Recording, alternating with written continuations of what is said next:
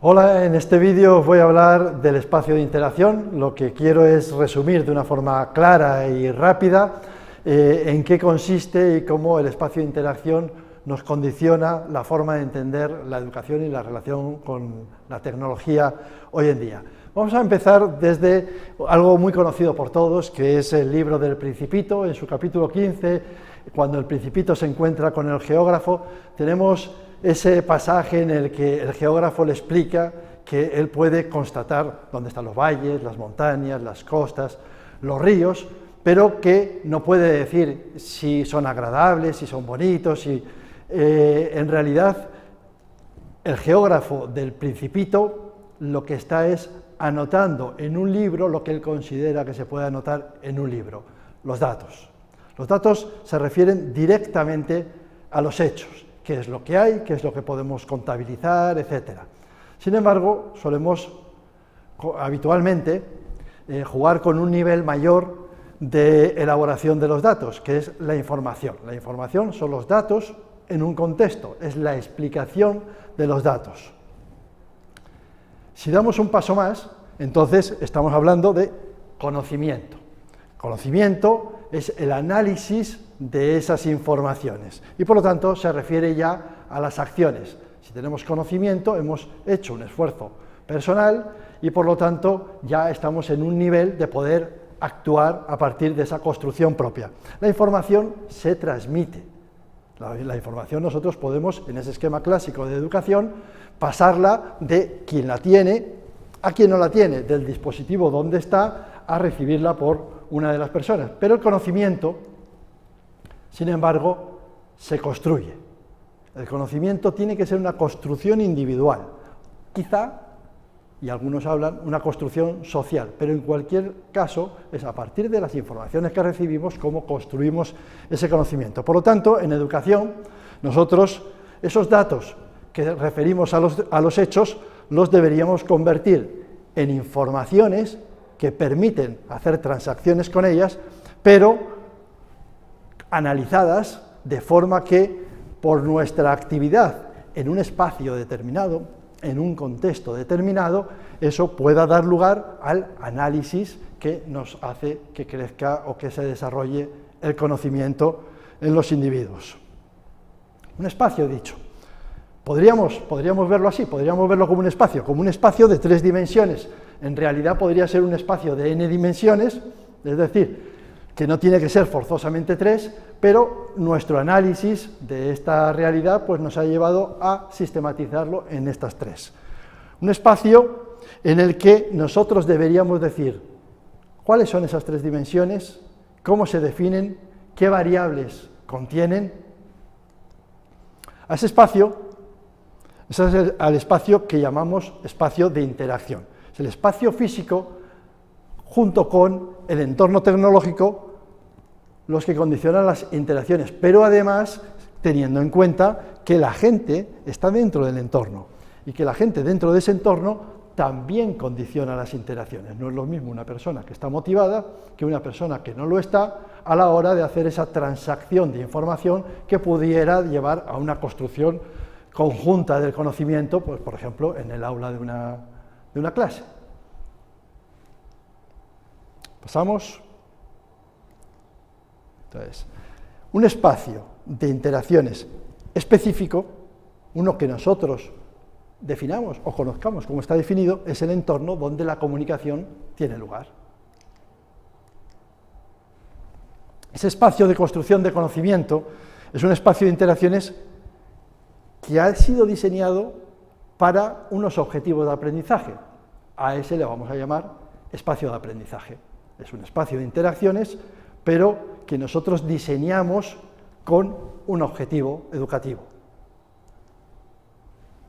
¿Cuáles serían las características del entorno que produce las interacciones adecuadas? Este espacio, ¿qué dimensiones va a tener? Vamos a empezar con una de ellas. Hace unos cuantos años, eso que he puesto ahí, yesterday, hace unos cuantos años el acceso a la información era más limitado que ahora. Ese acceso a la información ha ido aumentando.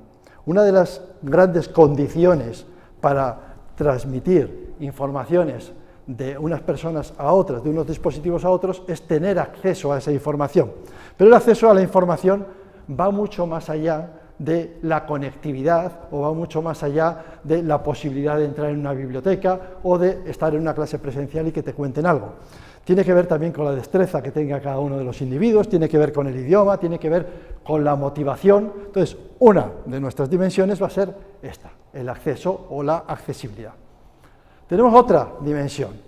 Nosotros en el 2002 podríamos decir que prácticamente un individuo de cada bastantes era el que podía condicionar las informaciones que tenían una cierta influencia sobre los demás.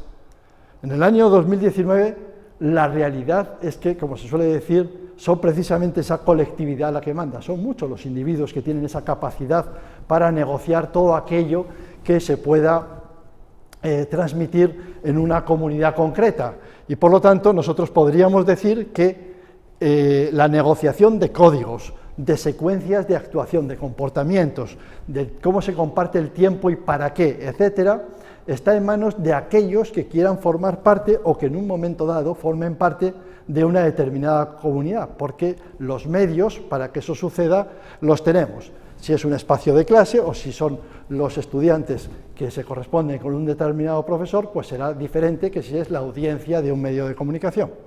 A eso le llamamos dimensión de negociación. Así que tenemos dos, una dimensión de accesibilidad y una dimensión de negociación. ¿Quién tiene poder para negociar?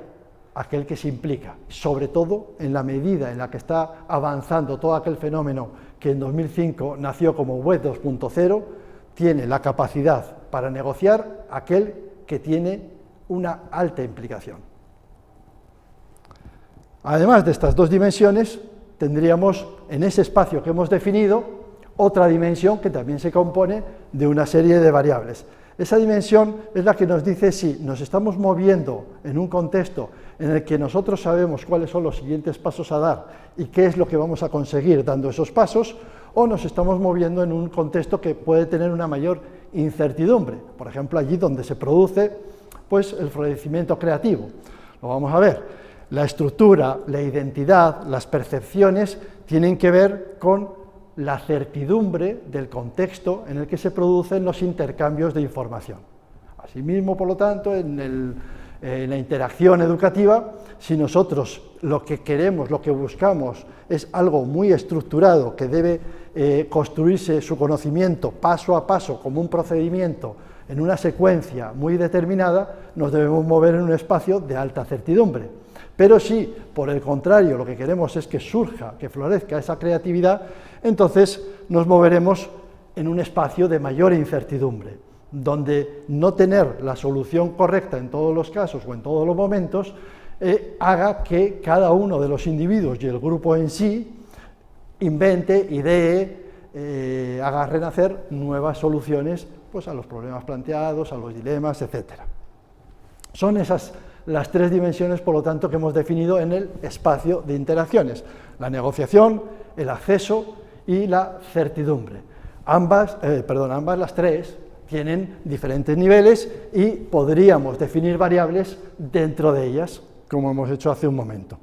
En este espacio de interacciones, ¿qué es lo que nosotros hacemos? O bien lo analizamos y adaptamos la forma en la que nosotros generamos, intercambiamos información, comunicación, etcétera, o bien nosotros definimos y creamos el espacio para los objetivos que pretendemos conseguir. Es decir, a partir de los condicionantes vemos cuál es el espacio que necesitamos definir o que necesitamos crear.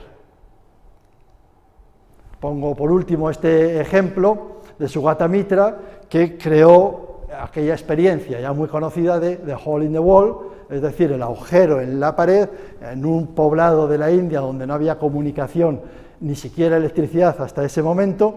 Llevó unas pantallas de ordenador que colocó en una pared y vio qué pasaba con los niños, cómo interactuaban los niños, y a partir de un teclado y un trackpad para que los niños pudieran interactuar, comprobó no solamente que ellos mismos descubrían de qué manera se utilizaba el sistema operativo Windows o de qué manera se hacían otro tipo de tareas o búsquedas en Google, sino que unos se lo transmitían a otros, y después el conjunto de niños se lo iba transmitiendo a personas más mayores del poblado que jamás habían tenido interacción, ni siquiera, como digo, con algún aparato eléctrico. Esto es modificar un espacio con un objetivo para conseguir unos resultados.